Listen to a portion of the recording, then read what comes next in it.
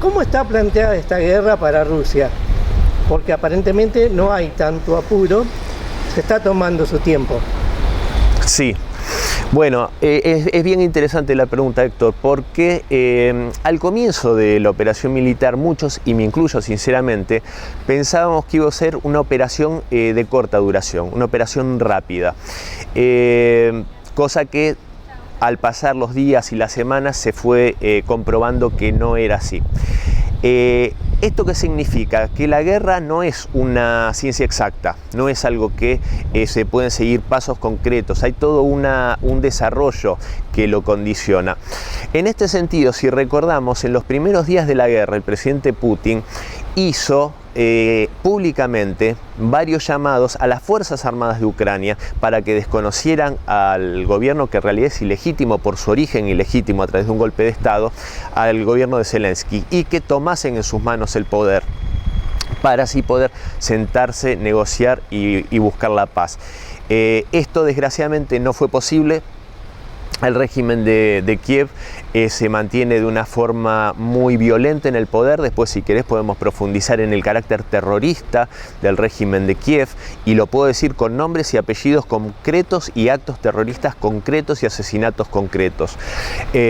Porque lo importante, más allá de las simpatías o antipatías que uno pueda tener, es avalar la posición con hechos concretos y con información.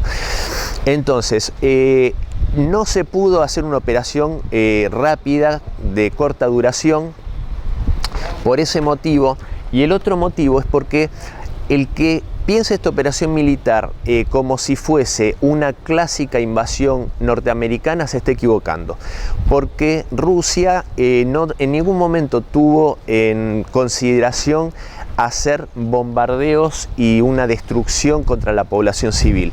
De hecho, hay que recordar que en Kiev no cayó ni una sola bomba hasta aproximadamente septiembre, que comenzaron los ataques estratégicos contra la infraestructura vital, como infraestructura de electricidad y demás infraestructuras estratégicas que tenían que ver con seguir presionando para que sea depuesto el régimen de Kiev.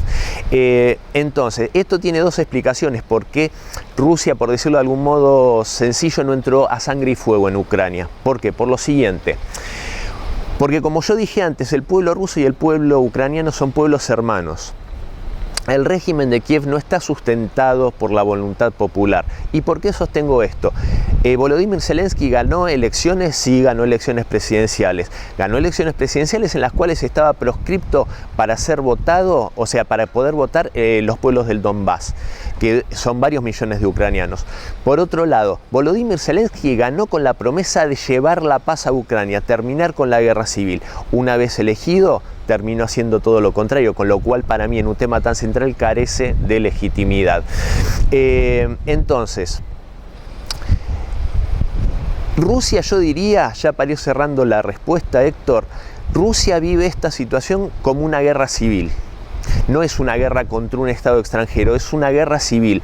Por esto que yo decía antes del carácter de los pueblos ruso, ucraniano, bielorruso. Entonces, trata en una operación que es mucho más lenta, inclusive más costosa en vidas de militares rusos, pero en hacer operaciones que dañen lo menos posible a la población civil.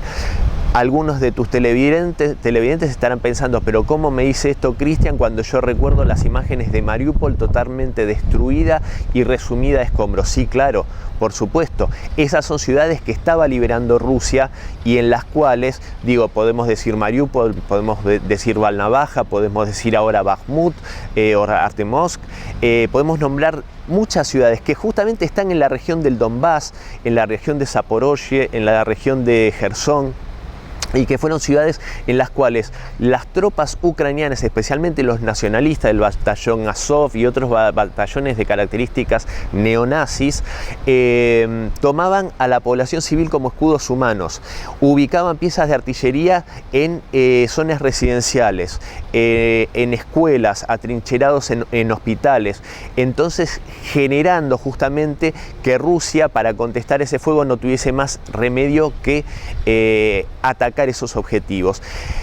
Y repito, esto llevó a que inclusive en esos lugares no hiciera lo que se llama bombardeo de alfombra, sino operaciones más quirúrgicas para tratar de liberar a estas ciudades, tratando de salvaguardar la vida de los civiles. Ahora bien, y con esto cierro, Héctor, esto yo lo digo basándome en testimonios que yo mismo he podido ver de primera mano de decenas de miles de ciudadanos sobrevivientes, por ejemplo en Mariupol, donde se han contado todas las atrocidades que han hecho estos batallones nacionalistas contra la población civil rusa y ucraniana, o sea, digo étnicamente rusos, ucranianos. Acá hay que recordar que también, y esto lo ha denunciado el presidente Víctor Orbán de Hungría, no Vladimir Putin, la persecución que sufren los húngaros de Transcarpatia, que es en el otro extremo de Ucrania, el extremo occidental.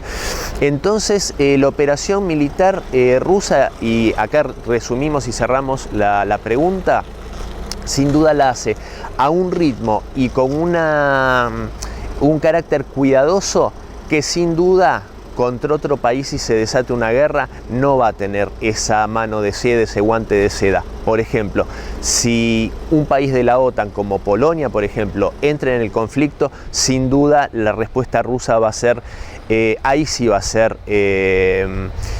rapidísima, contundente y arrolladora.